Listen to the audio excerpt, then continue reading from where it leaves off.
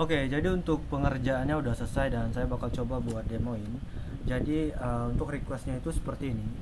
Oke, yang pertama itu kita diminta untuk membuat database ya. Jadi kita bakal ngeimplementasiin database dan juga kita bakal implementasiin backend.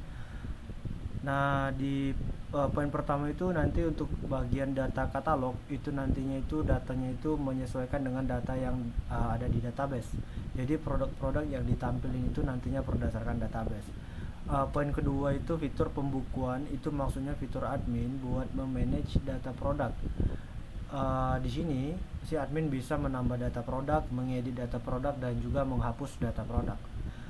Poin ketiga itu jadi nantinya mesti ada fitur autentikasi. Jadi kan sebelum si admin bisa membuka halaman pembukuan, itu si admin mesti login terlebih dahulu. Dan yang terakhir itu autentikasi nggak diperlukan untuk pengunjung. Oke, mungkin kita bakal coba cek dulu di bagian back end. Jadi kalau di bagian back end itu kita gunain Express buat server, dan juga untuk database itu kita gunain MySQLDB. Untuk library kliennya itu kita gunain MySQL2. Lalu ada untuk sesinya itu kita kan gunain sistem sesi, kita gunain Express Session. Untuk password enkripsi itu kita gunain bcrypt, dan untuk file upload itu kita gunain Express file upload. Untuk bcrypt itu kita gunain untuk mengenkripsi data password yang ada di table user. Jadi kan kita punya dua table. Table pertama itu table product dan table kedua itu table user. Nah, di sini kan kalau kita lihat di table user itu kan berisi data-data admin, data-data credential login yang bisa digunain saat login ke pembukuan. Nah, kita lihat di sini untuk data passwordnya itu kita enkripsi, jadi enggak data mentah, jadi bukan raw data yang kita simpan di sini. Nah, untuk mengenkripsi itu kita gunain bcrypt. Oke, kemudian di data product itu kita punya beberapa atribut seperti product name, normal price, discount price, dan juga product price. Nah, kenapa di sini untuk atribut price-nya itu ada dua? Jadi karena memang di UI sebelumnya itu kan udah ada UI di bagian produk parfum itu ada data harga saat ini dan juga data harga sebelum diskon. Jadi kita untuk memastikan fitur itu working, kita butuh dua table atau dua data atribut price. Jadi nanti konsepnya begini. Jadi nanti dia bakal cek kalau si diskon harga diskon itu value-nya nggak nol, itu dia bakal gunain harga diskon, dan harga normal itu bakal kita tampilin sebagai harga normal yang dicoret seperti itu. Sedangkan kalau harga diskonnya itu nol, nanti dia bakal gunain harga normal price. Jadi ini bisa digunain buat memanage data apakah produk itu ada diskon atau enggak nantinya seperti itu. Kalau untuk produk feature itu buat kita nyimpan data gambar dari produk itu ya. Oke, mungkin kita langsung aja ke webnya. Jadi kalau kita lihat di sini ini adalah tampilan awal dari web. Untuk UI itu nggak ada banyak perubahan ya.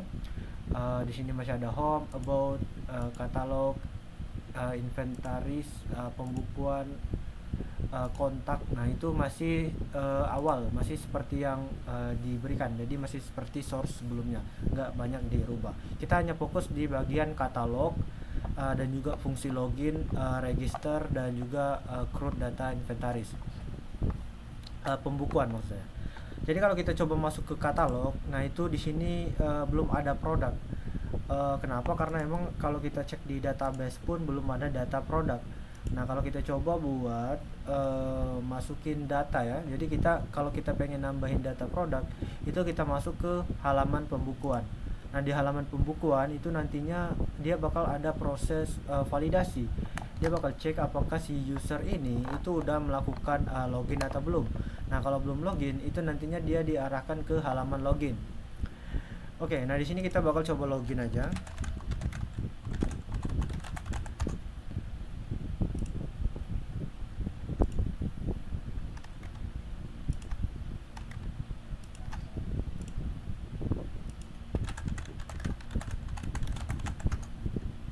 Oke, di sini kita udah berhasil login, dan kalau kita coba okein, kita udah masuk di katalog produk. Nah, di katalog produk ini kita bisa menambahkan produk baru, Oke, kita tambahin produk baru. Eh,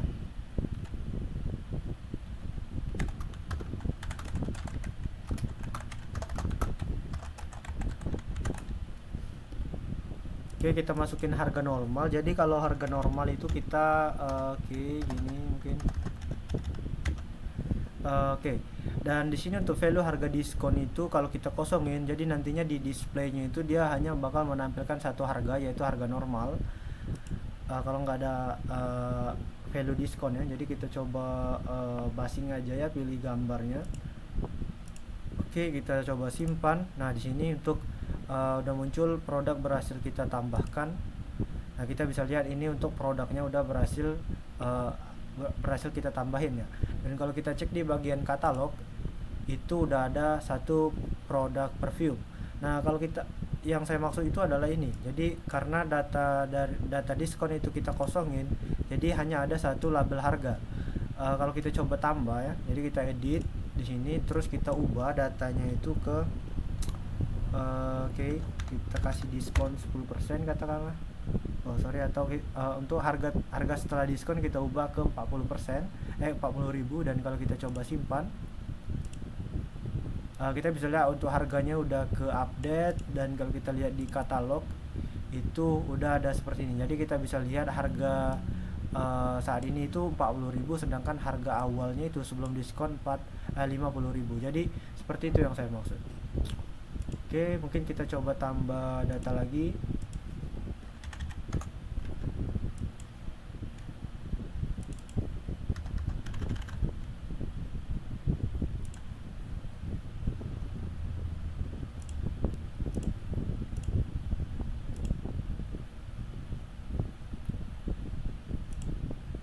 Oke, seperti ini. Jadi kita bisa menambahkan data, mengelola data di halaman pembukuan. Kalau kita coba delete seperti ini, jadi kita delete. Oke. Nah, untuk di halaman katalog datanya udah menyesuaikan. Kita coba edit nama ya. Jadi kita coba edit nama ini dan coba edit foto. Jadi kita coba tes edit gambar dari produk.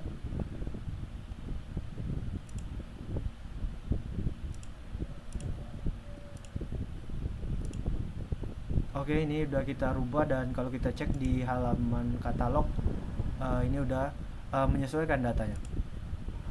Oke, itu untuk manajemen katalog produk. Jadi kalau kita lihat di halaman database, di database produk itu juga udah menyesuaikan data-datanya.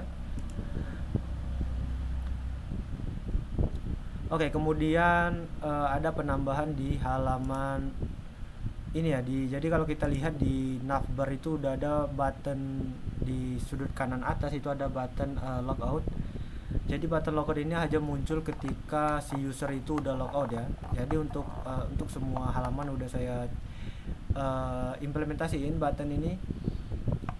Jadi kalau kita pengen logout, kita tekan aja button ini.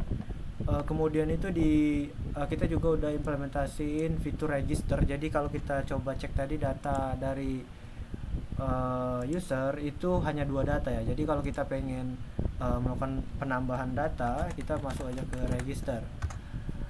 Tapi untuk fitur register ini hanya bisa diakses oleh user yang udah login. Jadi kalau user non login itu nggak bisa akses halaman register. Jadi kalau kita coba bikin data baru,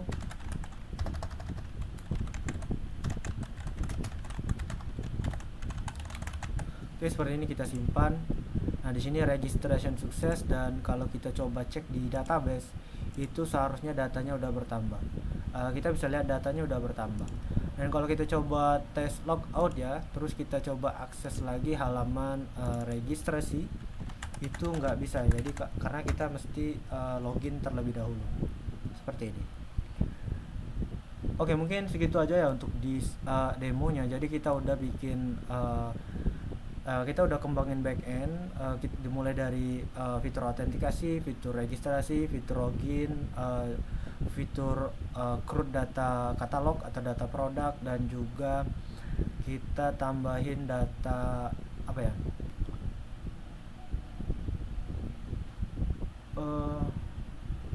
Ya kita udah setup database juga.